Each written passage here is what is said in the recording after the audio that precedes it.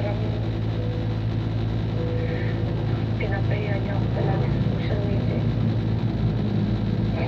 Parang gusto niya palagi magmukha ako sama. Tapos pinapahiya niya ako dahil sa itsura ko. You know what? She'll just attack you over and over again kung hindi ka lalaban. And you have to fight back.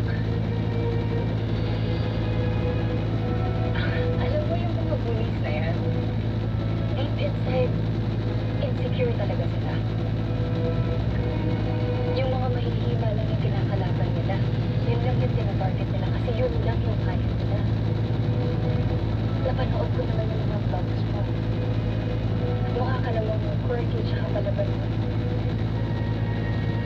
Alam ko kaya mong ipaglaban yung sarili mo. And I think you're just letting your looks make you feel weak and scared.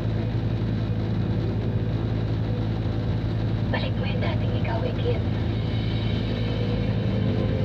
Kasi nililad ka lang ng mga yan kapag alam nilang palaban ka.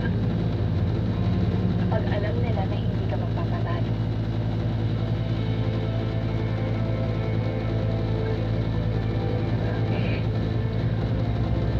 Sige, salamat ah. Kasi tama lahat ng sinabi mo eh. Tsaka talagang Okay guys, thank you for watching. Bye.